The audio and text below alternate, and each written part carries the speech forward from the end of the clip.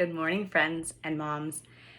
Today I'm going to read a story called Once There Was a Mom, written by Emily Watts and illustrated by Destin Cox. This is a book that I normally read to my students right before Mother's Day as we are making our gifts and writing our letters to them. So I thought I would share it with you. Once there was a mom.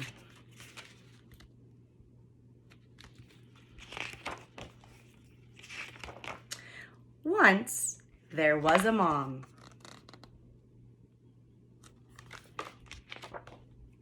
who had many beautiful children.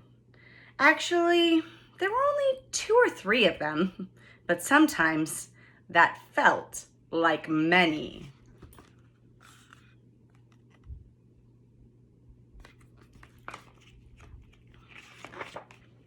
The mom loved her children so much.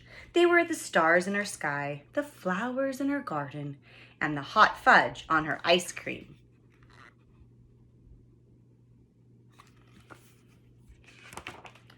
They were also the crayon on the walls, the crumb on the floor, the dark circles under her eyes.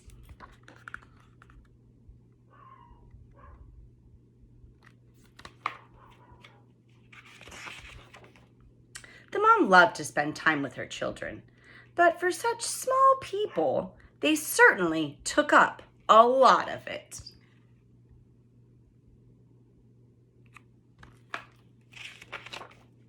The children had many storybooks, which the mom loved to read to them. Again, the children would cry, again.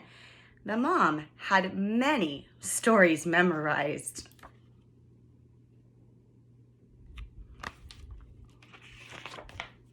The children had many delightful toys. The toys flashed and beeped and sang, and one of them made a noise almost exactly like a real fire engine. Woo, woo, woo. Sometimes the mom took the batteries out of the toys to give them a rest.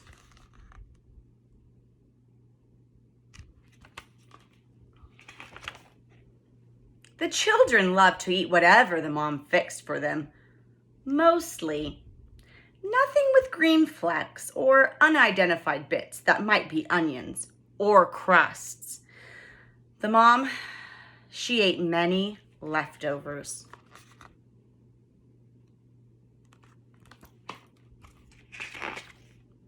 At bedtime, the children would snuggle into their cozy beds. The mom would bring them one drink and read them 2 stories and sing them 3 lullabies and pat them on the back 10 times to calm them down. Sometimes they stayed in their beds all night.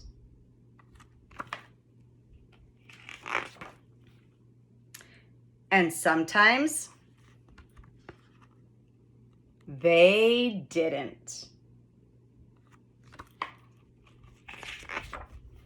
The mom loved her children with every bit of her heart, but she was often very tired.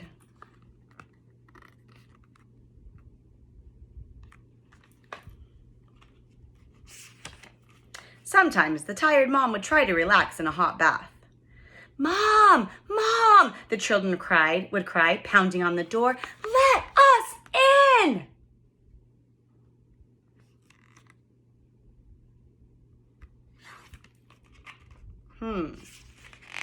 Sometimes the tired mom would try to restore her energy with a bite of chocolate. Mom, the children would beg, tugging on her arm. We want some!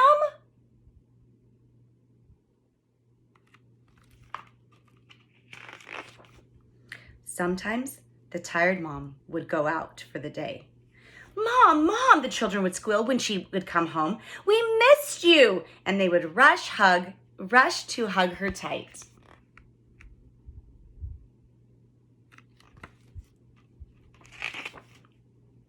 Mom was the biggest word in her world.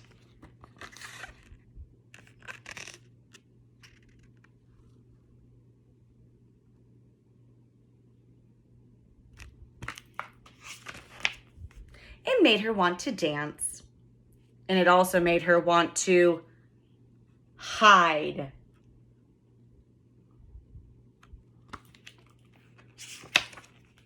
And on some nights, when the house was dark and still, and the moon peeked through the window, it made her wonder.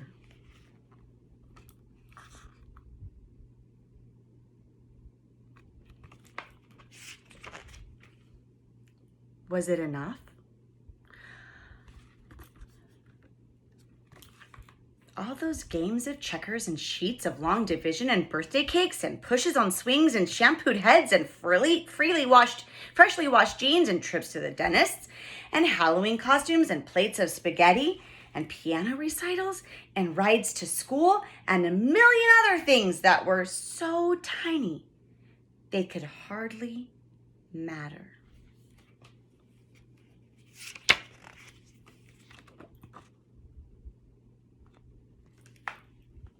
Thoughts swirled in the mom's head, like the moonlight swirling over the tiles on the floor, the books on the shelves, and the folds in her blanket.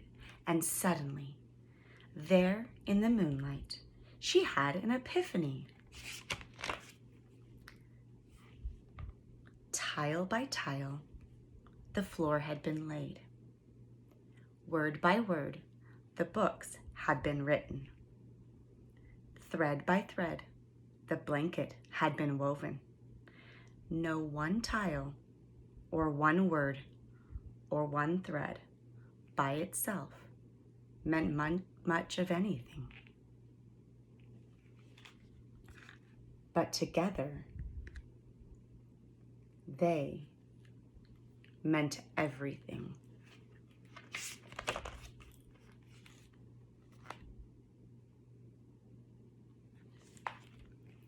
The mom ran on tiptoe to the children's bedroom. She eased the door open so she could see them sleeping. Bit by bit, she whispered, "I am building a beautiful life for you." And bit by bit, she realized they were making her life beautiful too.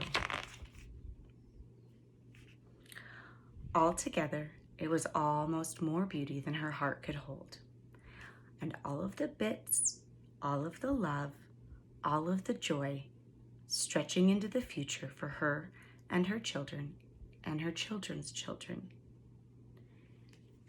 It had all been set in motion because once there was a mom. A big thank you to all the moms in our lives for all that you do, for the bit by bit that you build beautiful lives for your children and for others around you. Happy Mother's Day.